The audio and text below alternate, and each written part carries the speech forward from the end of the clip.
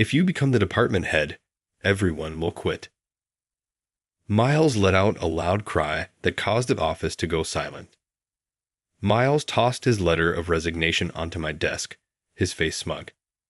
He set an example, and the staff members behind him began throwing their resignation letters one by one, totaling 20.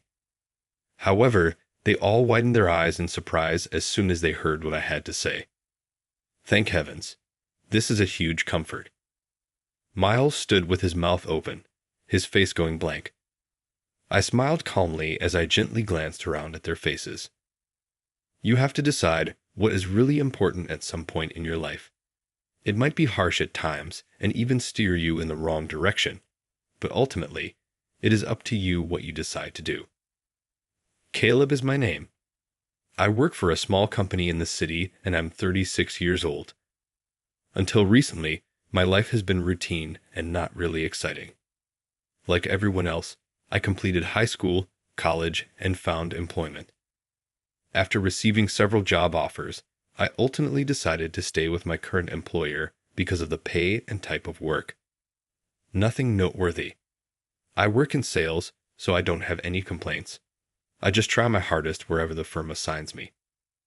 But now, for the first time, I have to make a decision that would change my life, and it has me completely perplexed. My coworker Miles is the cause of that. Miles, who is 6 years my junior, recently celebrated his 30th birthday and is proud to have graduated from one of the city's top universities. In terms of mastering the nuances of the work, he is at the top of his game. He is expected to guide the younger employees as a mid-level employee, and the corporation has given him a lot of responsibility throughout the years in the hopes that he will advance. However, that could have unreasonably boosted his ego. Before anyone knew it, Miles had developed into the type of unruly worker who was always complaining about the business. I ought to be earning more money given my abilities. Instead, I'm stuck performing dull job, I seldom ever get raises, and I don't have enough vacation days. As his immediate supervisor, I would receive these concerns directly, and I couldn't help but be irritated by his conceit. Even though Miles put in a lot of effort in his own way, his passion frequently backfired, resulting in both sporadic victories and numerous mistakes that undid all of his hard work. Although he appeared to consider himself an elite, he was responsible for some kind of issue 1 in 3 instances. Our clients were frequently bewildered by his constant addition of his own twist to the usual procedures, even though he should have been aware of them. He repeatedly added clauses to contracts without consulting the client beforehand, telling them, "This is the better option. You should definitely try it." As his supervisor, I was always left to clean up the mess. Miles, I appreciate your zeal and your want to help the client, but you can't simply alter the terms without first talking to them. Well, if I get an epiphany, I can't help myself. I suppose an elite like me cannot expect an average employee like you to comprehend. Despite my warnings, Miles would ignore them, as if he believed that I was only envious of his elite status.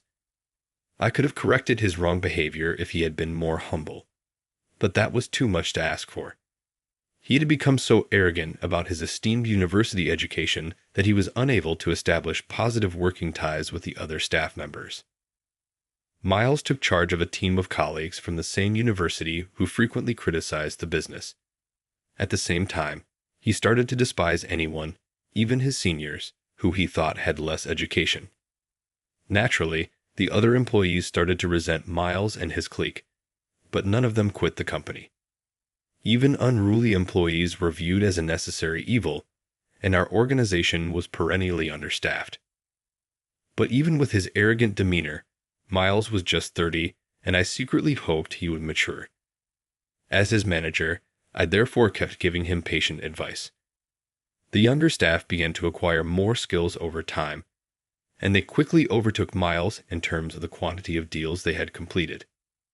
Miles started making disparaging comments at that point, seemingly in an attempt to silence the younger employees who were more noticeable than he was. The younger folks always get the simple jobs, while I'm stuck with the difficult ones. It's really unjust. If you become the department head, everyone will quit. Miles let out a loud cry that caused the office to go silent. Miles tossed his letter of resignation onto my desk, his face smug. He set an example, and the staff members behind him began throwing their resignation letters one by one, totaling 20. However, they all widened their eyes in surprise as soon as they heard what I had to say. Thank heavens. This is a huge comfort. Miles stood with his mouth open, his face going blank. I smiled calmly as I gently glanced around at their faces. You have to decide what is really important at some point in your life. It might be harsh at times and even steer you in the wrong direction, but ultimately, it is up to you what you decide to do. Caleb is my name. I work for a small company in the city and I'm 36 years old. Until recently, my life has been routine and not really exciting. Like everyone else, I completed high school, college, and found employment. After receiving several job offers, I ultimately decided to stay with my current employer because of the pay and type of work.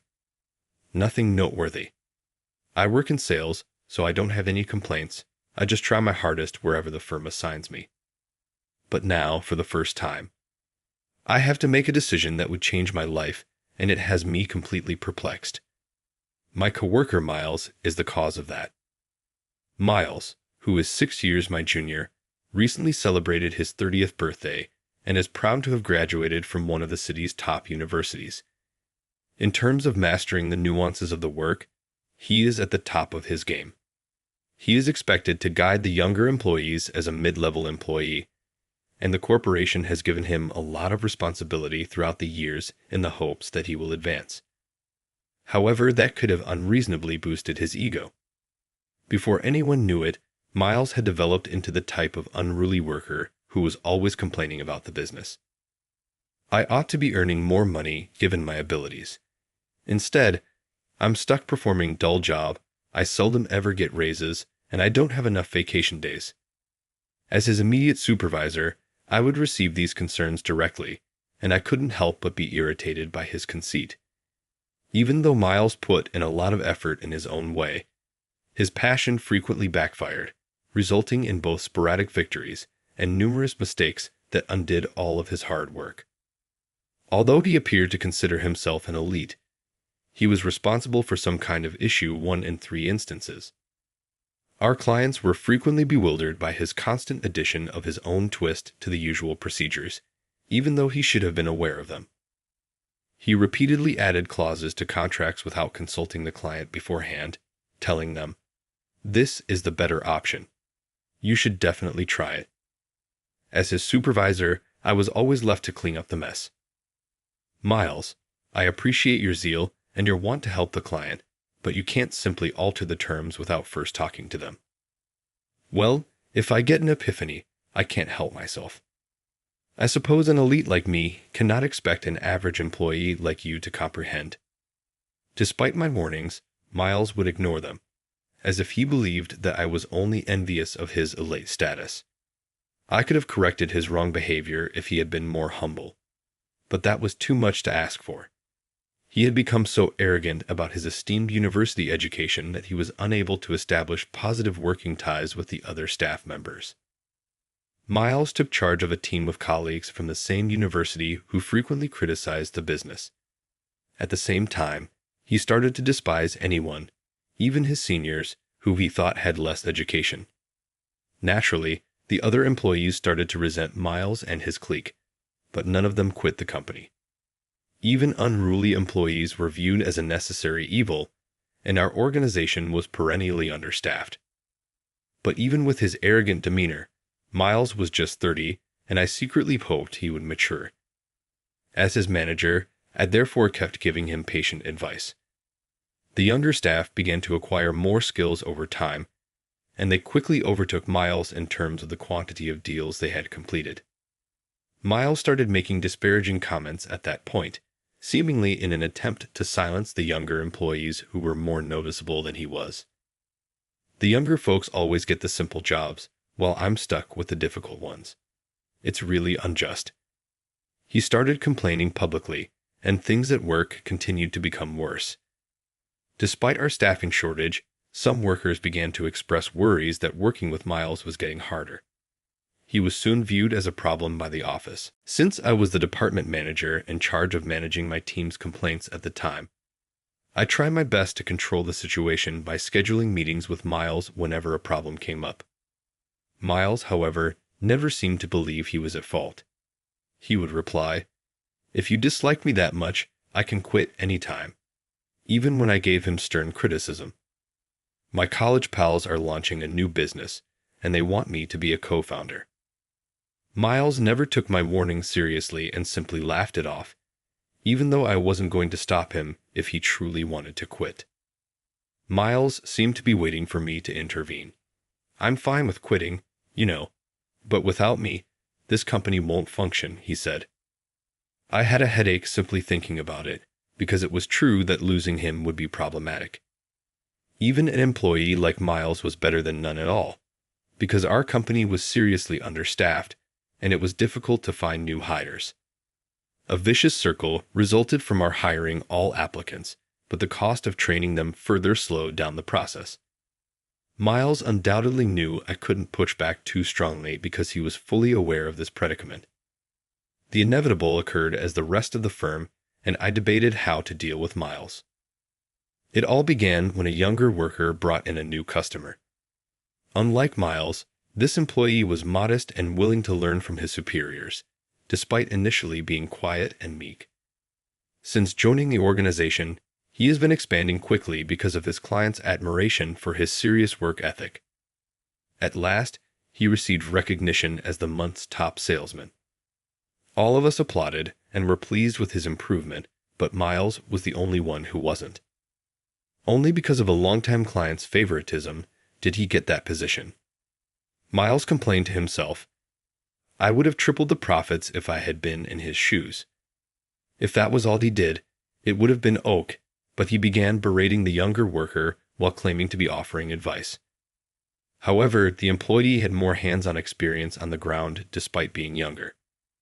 Miles became enraged when the junior gently brought this to his attention. "You younger worker, how dare you respond to me?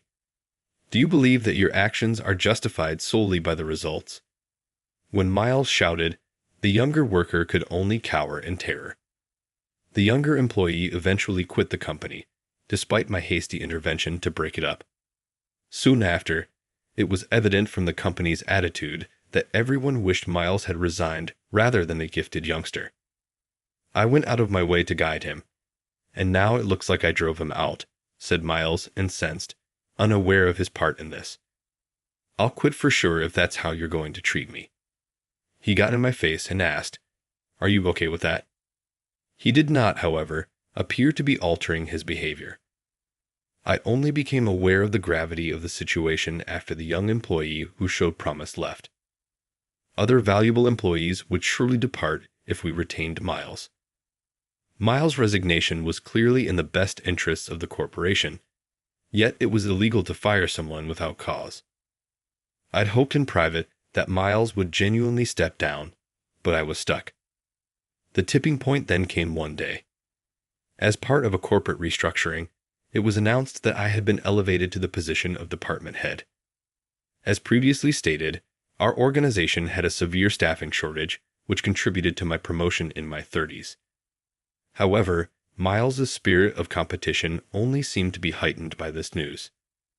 If Karen can be promoted to department head, then I should be promoted to manager right now. Rumor had it that Miles was grumbling about this among his own gang. The following day, Miles and his team of 20 employees arrived at my desk, confirming my suspicion that disaster was on the horizon. "What's all this about?" "I'll get right to the point." Miles's booming voice reverberated across the office, bringing the room to a halt. "Either give us a raise or promote us now." He cast a self-satisfied gaze across the silent room before smugly tossing his letter of resignation onto my desk. "We're all leaving if you're going to be the department head. Unless you agree to our demands immediately, of course." The other staff members started hurling their resignation letters at me as well, as if on cue. They must have believed they were essential to the company's survival. I was astounded by their stupid behavior. I gently picked up the 20 resignation letters, feeling bewildered. Miles smirked as he observed me and remarked mockingly, "If we all quit, you'd be in trouble, wouldn't you? What will you do then? You ought to know the solution if you're intelligent enough to be elevated to department head." "You're correct," I answered. "There would be a major issue if you all left, and I would undoubtedly be held responsible for my managerial abilities." Miles and his company grinned contentedly at my answer, nodding to one another as though they had won.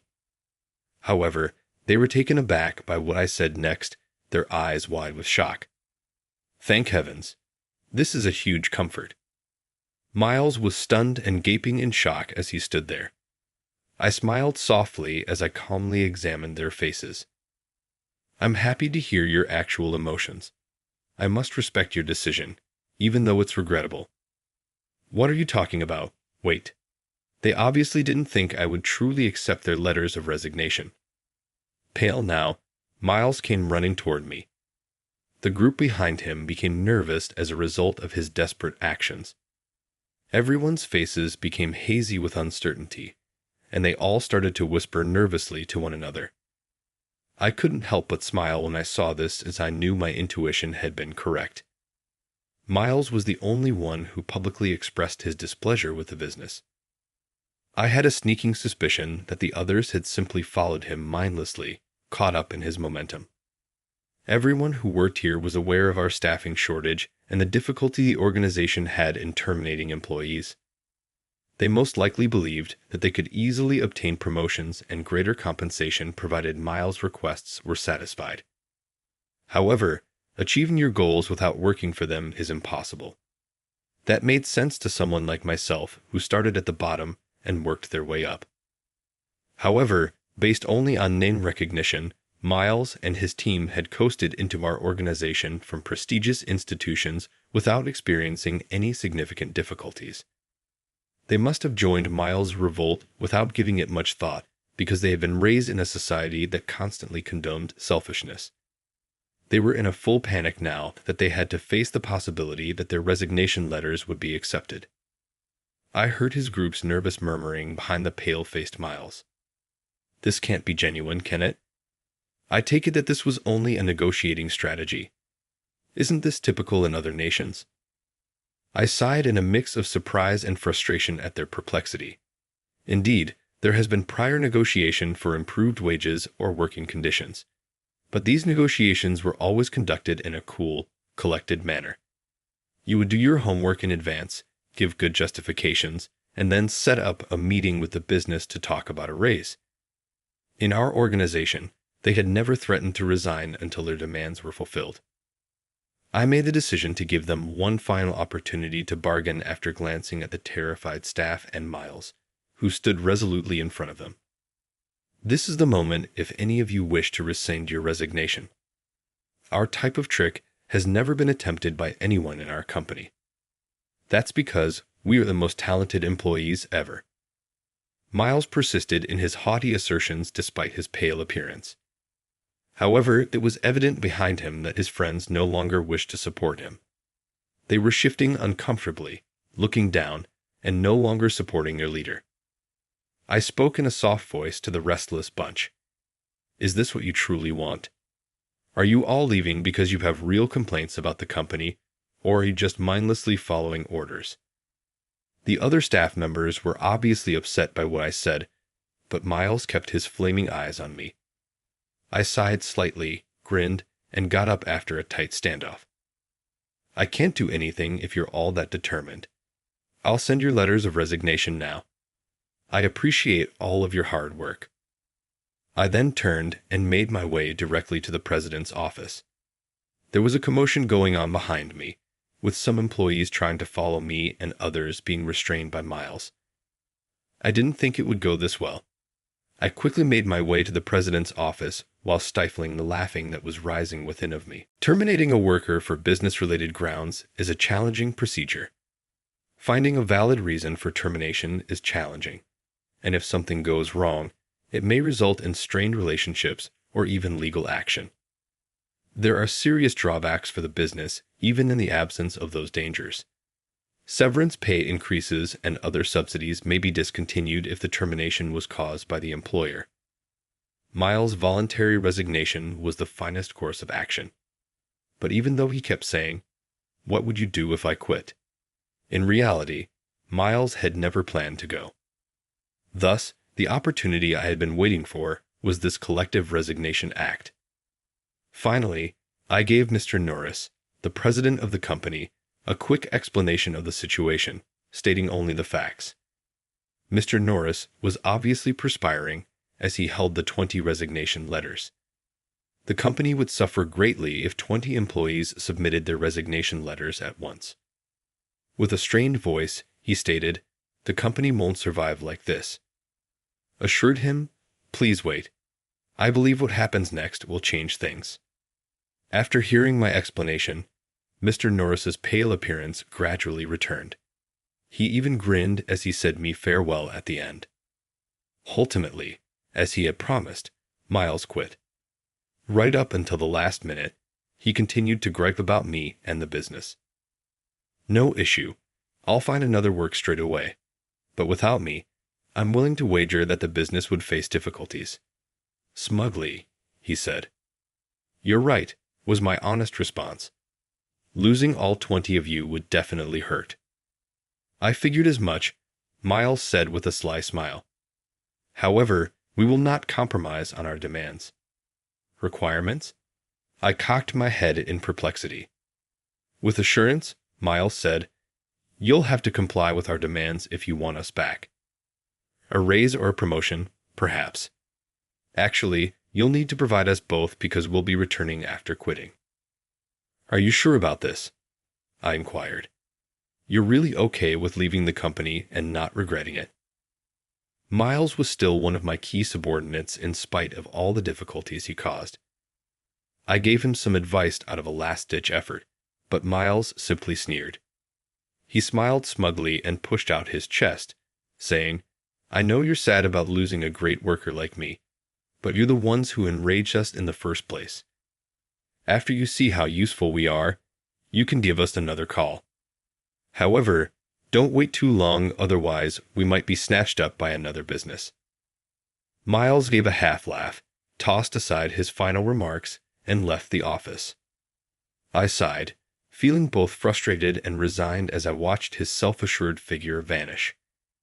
I summoned Miles back to the office a week later. He was wearing a dapper suit when I next saw him, and his voice was full with barely restrained enthusiasm as he said, "You phoned at last. What's this about? Because you mentioned that you have something to talk about." "Oh, I simply asked that you get your personal items. When you quit, you left some things behind." Miles looked down at the box that held his things, but he did not move. He continued to stare at me as though he was anticipating something more. I asked him once more, "What's wrong? Take your belongings now." Is that really all you wanted from me?" Miles looked at me as though he had been duped, his face puzzled. "Yes, that's all. Make sure you arrive home without incident." No. What's happening here?" Miles was obviously irritated and quickly searched through his possessions as though there was more in the box. "What?" I inquired. "After you departed, I simply didn't want your belongings strewn all over the office. It has to be disposed of." "I did not intend that. Do you need to discuss something with me?" I'd assumed that today would be about hiring me again. I finally recognized that Miles had misinterpreted the situation when he came over to me in horror. After he resigned, Miles apparently thought the business had collapsed, and I had called him back to ask him to take his previous role again. That's what he believed anyway. He must have arrived in a dapper suit, so sure that he would be rehired. It was almost pathetic how much work he put into this misunderstanding. I sternly informed him, "No, we are not hiring at this time. We have no intention of rehiring you." "How are you able to say that?" "I will definitely go to another company if you don't hire me again right away. I just need to spread the news, and the other 19 workers will follow suit." As Miles went on his tirade, his face flushed with annoyance. I became aware that he was not listening to me. It was my duty as his former boss to be honest with him, even though he might find it difficult to accept. Listen, Miles, the other 19 employees didn't resign. Miles' eyes widened in surprise as he froze. No, that isn't possible. They all turned in their letters of resignation to me. They all returned and retracted their letters after that. The only person who truly resigned was you. Miles' face became red with rage as soon as he heard my answer. Those guys betrayed me.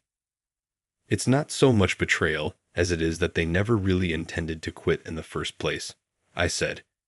In actuality, 19 of the staff members, aside from you, came sprinting after me with perspiration on their brows a week ago, when I turned in the 20 resignation letters to the president.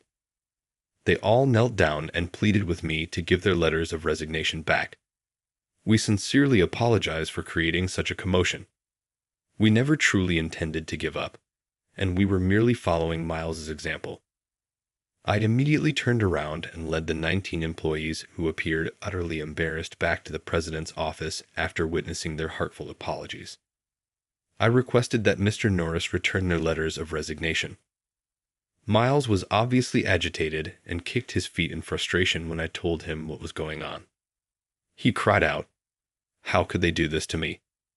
Desperate for approval, he demanded, "But without the most talented person, the company is still in trouble, right?" In actuality, everyone has been doing a great job covering your workload. The team has really become more cohesive, and productivity has even increased. The office has been considerably livelier since Miles stopped moaning and performing poorly all the time. The atmosphere has improved as everyone had become tired of Miles's constant complaining. There is a more collaborative atmosphere in the office, and staff members are supporting one another and covering for errors. Employee productivity increased as the work environment improved, and tasks started to go more smoothly. In fact, compared to when Miles was still with us, sales have gone up in the past week. There have also been improvements in my own work. I've completely shifted the time I used to spend on Miles' problems to my real obligations. The entire firm is celebrating after I was able to close the largest contract of the previous year by refocusing on sales. Additionally, the new hires I've been teaching have at last accumulated enough experience to function on their own. They now contribute significantly to the business and put up a lot of effort. Additionally, our aggressive hiring practices have been successful in attracting bright new personnel. Really, you don't need to worry about anything. You may go on and pursue your own interests. Miles, what? No. Do you mean that I have nowhere to go back to? I'm the best employee, and I'm offering to return. In a desperate attempt to convince me, Miles's voice wavered as though he were about to cry. However, by this point, he had no place at the company. You won't have any trouble obtaining another work if you are as talented as you claim to be. You'll have an even better one soon, I'm sure. However, I've been employed by this organization for a very long time. As a seasoned worker, I believed I could contribute, he said, gripping the box containing his possessions. Miles refused to give up and continued obstinately. I didn't say anything even while he went on, and finally his patience gave out. Miles abruptly started to let out his frustrations by collapsing to the ground. I never really had any intention of leaving the company. All I wanted was better circumstances. You handled the negotiation terribly if that's the case. Negotiation is not a real process when demands are made while brandishing a resignation letter. Miles finally started crying at my comment. He grabbed the hem of my suit and started making absurd explanations. Caleb, you are to blame. You ought to have stopped me as my supervisor. I made a significant contribution to the organization, and you ought to have done more to retain me. Miles had never truly respected the organization or me, as seen by the blatantness of his attempt to place the responsibility elsewhere. But I wasn't going to try to keep him, regardless of what he said. Don't worry, you're already officially resigned. Miles seems to have finally come to the conclusion that he had no chance whatsoever of being hired again. I gave him one last shove to get over his desperate grasping as he gazed up at me. In addition, you mentioned that your friend asked you to assist in launching a new business. You ought to concentrate on that. Miles appeared momentarily perplexed, as though he was not understanding what I was saying. Then he got up shakily, his lips quivering, as though recalling his own deception. You're right. Yes, I do have a pal. In fact, we are just getting serious about launching a business. Miles muttered, his eyes adrift as he carried on talking. His mouth twisted into a fake smile as he gave me one more look. Well, I suppose my departure is well timed. I'm going to work for my friend. Are you truly comfortable with that, though? I didn't question him about it, even though it was obvious from his behavior that the tale of his friend inviting him was untrue. Good luck at your new company, I replied instead, and then I watched Miles walk out of the office. After all, he is a mature professional who ought to be able to own up to his mistakes. Miles stumbled down the corridor and permanently departed the organization. The people in the group who had once supported him didn't even bother to come and say goodbye. That demonstrated Miles's lack of genuine respect or influence.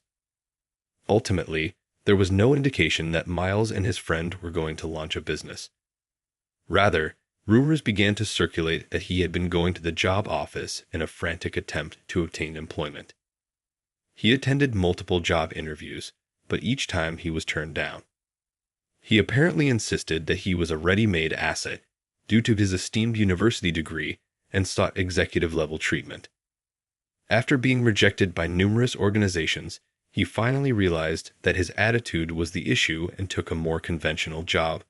But 6 months later, he left again after attempting to bargain with another resignation threat.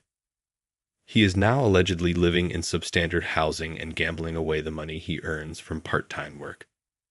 Following Miles' departure, the business was able to get an even bigger deal from the project I was awarded, which led to a significant contract that is anticipated to guarantee our stability for the next decade. I will soon be promoted to division director as a result of that accomplishment. The good vibes that have returned to the office, however, are what I am most happy about. We collaborate rather than criticize one another, constantly trying to improve. We keep moving forward in this spirit, full of energy and productivity. The return of the young worker who had quit due to Miles was one of the most unexpected and heartwarming events. It seems that his old coworkers had called him to let him know that Miles was no longer there. I was brought to tears when he approached me and respectfully asked to be rehired. He has developed into a dependable senior worker who assists in running the business today. I'm glad we kept this gifted employee on board. It's crucial to use caution when selecting our partners, regardless of how understaffed we are. After all, collaboration with your team is what builds work. You can't do it alone. I'll keep defending this productive workplace going forward and make sure I understand what really counts. Making decisions that leave no room for regret is the goal of all of this. I entered the office today with that determination, prepared for the day.